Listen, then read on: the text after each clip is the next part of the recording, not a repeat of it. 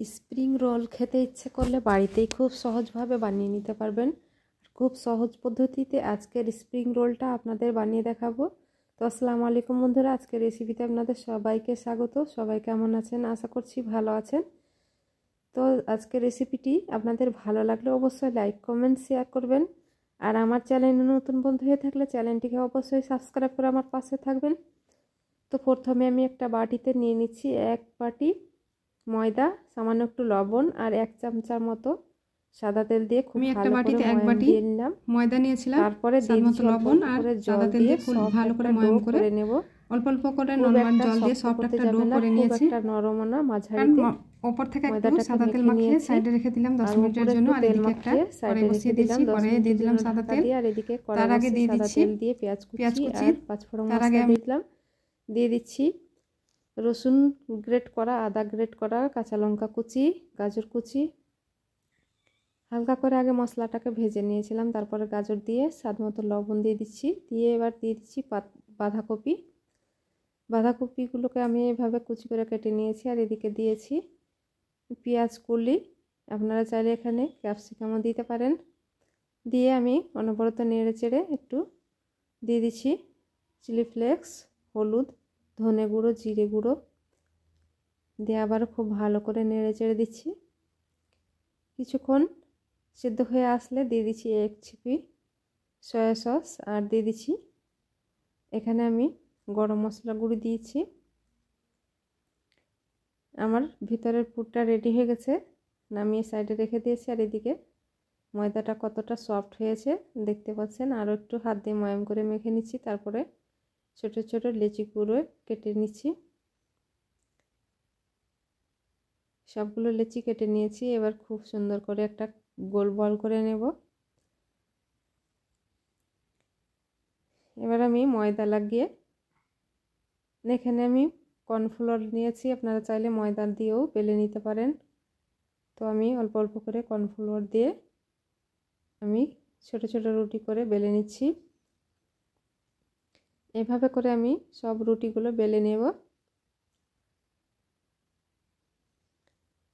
তো বন্ধুরা, এক এক করে সব রুটি আমি বেলে নিয়েছি। এবার আমি এই রুটিতে লাগিয়ে নিচ্ছি সাদা তেল উপর থেকে। তারপরে দিয়ে দিচ্ছি কর্নফ্লাওয়ার দিয়ে খুব ভালো করে লাগিয়ে নিচ্ছি রুটির গায়ে। তারপরে আবার একটা রুটি বসিয়ে দিচ্ছি, দিয়ে একইভাবে আবারও তেল লাগিয়ে নেব। তারপরে কর্নফ্লাওয়ার দিয়ে বাকি রুটিগুলোকে এক এক করে আমি সাজিয়ে নেব। তো মোট আমি 4টে 4টে করে রুটি লাগিয়ে নিয়েছি।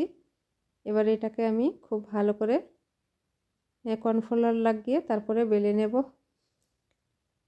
হালকা হাতে বেলে নিতে হবে, উল্টে পাল্টে। অবশ্যই উল্টে পাল্টে বেলবেন, তাহলে সব রুটি সমান হবে, ছোট কিংবা বড় হবে না। আর চারি সাইডে ঘুরিয়ে ঘুরিয়ে কিন্তু রুটিটাকে বেলতে হবে, তাহলে রুটিটা চারিদিকে পাতলা হবে। তো বন্ধুরা, হয়ে গেছে আমার রুটি একটা বেলা। এবার আমি সরাসরি চুলার গোড়ায় চলে যাচ্ছি। আগে থেকে প্যানটাকে হাই হিটে গরম করে নিয়েছি। এবার আমি উল্টে পাল্টে রুটিগুলোকে সেঁকে নেব। এপার ওপার করে সেঁকতেই কিন্তু রুটিগুলো এই যে ছুটে আসছে, দেখতে পাচ্ছেন। আবারও আমি এই রুটিটাকে তুলে সাইডে রেখে দিচ্ছি। একইভাবে বাকিগুলো উল্টে পাল্টে হালকা করে ভেজে নিতে হবে, খুব বেশি একটা তাপে ভাজতে হবে না, হালকা ভাজলেই হবে। আর দেখতে পাচ্ছেন খুব সহজভাবে কিন্তু রুটিগুলো ছুটে আসছে। তো এই যে বন্ধুরা, একইভাবে আমি বাকিগুলো রুটি ভেজে নিয়েছি। আর এদিকে আমি অল্প ময়দা নিয়েছি, অল্প একটু জল দিয়ে একটা গোলা তৈরি করে নিলাম। আর এদিকে এই যে দেখুন কতটা পাতলা হয়েছে রুটিটা, হাতে কিন্তু ছাপ দেখতে পাওয়া যাচ্ছে। এবার আমি সেই বাঁধাকপির মিশ্রণটা দিয়ে এভাবে আমি রোল করে নিচ্ছি। তো এই কাজটা আমি কিভাবে করছি আপনারা দেখে নিশ্চয়ই বুঝতে পারছেন। আর খুব সহজভাবে কিন্তু হয়ে গেল, দেখতে পেলেন। আমরা কতটাই ভালো ভালো জিনিস খাবার হাতের আস্কোতে বানিয়ে খাই না, এভাবে যদি আপনারা বানিয়ে নেন তাহলে ছেলে মেয়েদের স্কুলের টিফিনেও দেওয়া ভালো হবে, কিংবা বিকেলে চায়ের নাস্তায়, সকালে ব্রেকফাস্টে এই নাস্তাটাও খুব দারুণ হবে। বাড়িতে কোনো মেহমান আসলে কিন্তু এই নাস্তা বানিয়ে দিতে পারেন, খুবই কিন্তু প্রশংসা করবে। তো এই যে দেখুন, একইভাবে আমি আবার একটা বানিয়ে দেখিয়ে দিয়েছি আপনাদের। তো আজ আমি এই প্রথমেই আমি স্প্রিং রোলটা বানিয়েছি। তো কেমন হয়েছে অবশ্যই কমেন্ট বক্সে কমেন্ট করে জানাতে ভুলবেন না। আবার একটা আমি প্যান চাপিয়ে দিয়েছি আর দিয়ে দিলাম সাদা তেল, দিয়ে লো টু মিডিয়াম আছে রোলগুলোকে উল্টে পাল্টে লাল লাল করে ভেজে নেব। তেলটাকে খুব ভালো করে গরম করে তারপরে এই নাস্তাগুলো দিতে হবে। তো এই পর্যায়ে আমি চুলার আঁচটাকে লো টু মিডিয়ামে করে দিয়েছি, দিয়ে উল্টে পাল্টে লাল লাল করে ভেজে নিচ্ছি।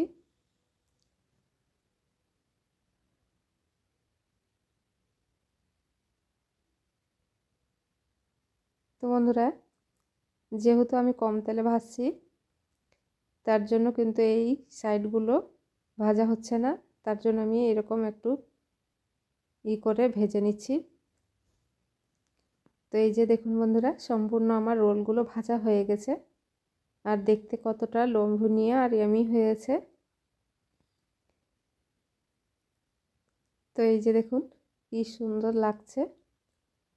তো দেখতে পেলেন বন্ধুরা কি সুন্দর, কি সহজভাবে কিন্তু এই স্প্রিং রোলটা বানিয়ে নেওয়া গেল। আশা করছি ভিডিওটি ভালো লেগেছে। ভালো লাগলে অবশ্যই লাইক করবেন আর বেশি বেশি করে ফ্রেন্ডস এবং ফ্যামিলির সামনে শেয়ার করবেন আর বানিয়ে খেয়ে দেখবেন কেমন লাগলো। ভালো লাগলে অবশ্যই কমেন্ট বক্সে কমেন্ট করে জানাতে ভুলবেন না। তো বন্ধুরা, আজকে এখানেই বিদায় নিচ্ছি। দেখা হচ্ছে আবারও নেক্সট ভিডিও নিয়ে। ততক্ষণ সবাই ভালো থাকবেন, সুস্থ থাকবেন। আল্লাহ হাফিজ।